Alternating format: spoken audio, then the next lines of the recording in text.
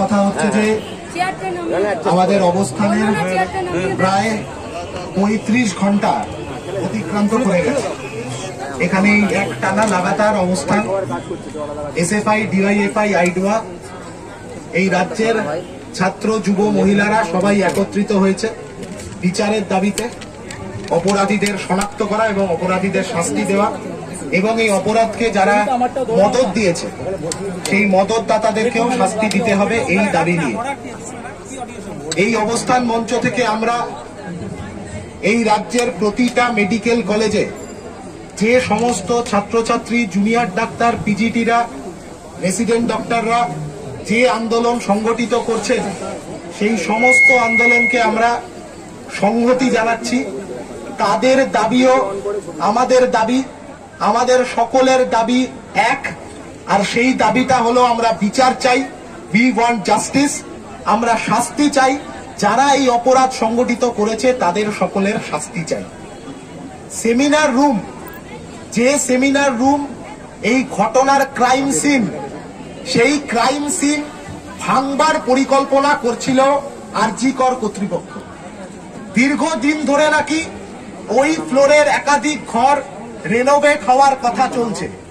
তাহলে এতদিন ধরে যে ঘরগুলো রেনোভেট হওয়ার কথা, সেগুলো হঠাৎ করে যখনই এই কেসটি সিবিআই এর হাতে গেছে, সিবিআই এনকোয়ারি হচ্ছে, কালকে থেকে সেই এনকোয়ারি নির্দিষ্টভাবে শুরু হবে বলে শোনা যাচ্ছে, তাহলে হঠাৎ করে আজই সন্ধ্যাবেলায় ওই ঘরগুলো ভাঙবার প্রয়োজন পড়লো কেন?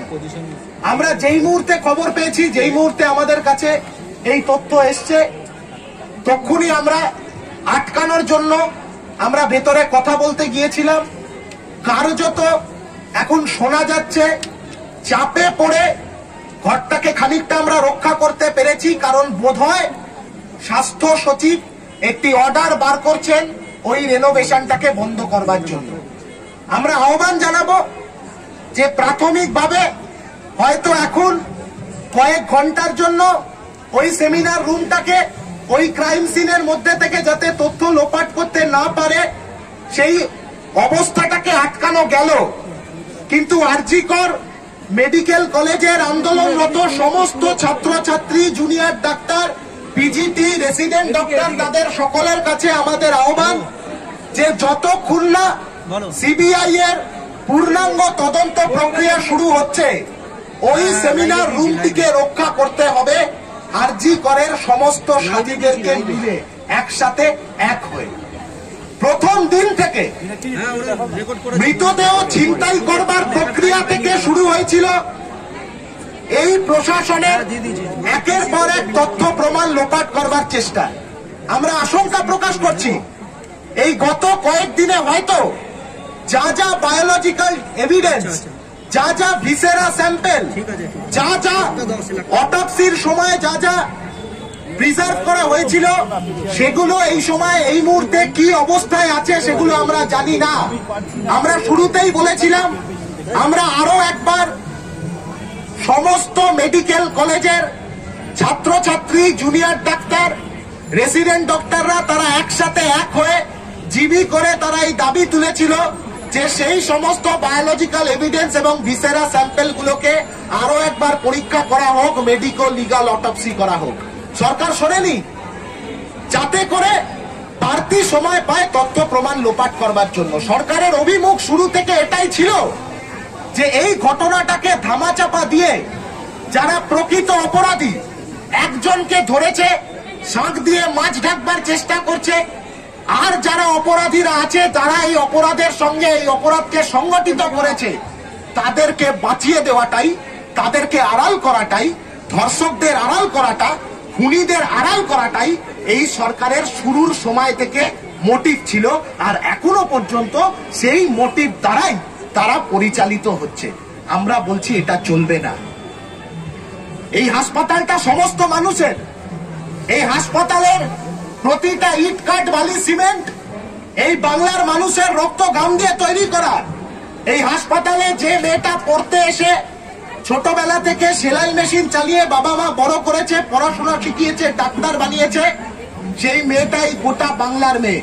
তাই বাংলার মেয়ের, বাংলার ছাত্রীর বিচারের দাবিতে যে আন্দোলন গোটা রাজ্য জুড়ে যে আন্দোলন তৈরি হয়েছে, এখন আর কেবলমাত্র একটা মঞ্চের মধ্যে আবদ্ধ নেই আন্দোলন, গোটা রাজ্যের মানুষ, এমনকি আমাদের কাছে এই তথ্য আসছে যে রাজ্যের বাইরে একাধিক রাজ্যে, ব্যাঙ্গালোর থেকে শুরু করে, পাটনা থেকে শুরু করে, দিল্লি থেকে শুরু করে একাধিক শহরে আন্দোলনে নেমেছে মানুষজন বাংলার মেয়েকে বিচার পাওয়ানোর জন্য, বাংলার মেয়ে যাতে বিচার পায় সেটা নিশ্চিত করবার জন্য। গোটা রাজ্যের জনস্বাস্থ্য ব্যবস্থা কি অবস্থায়?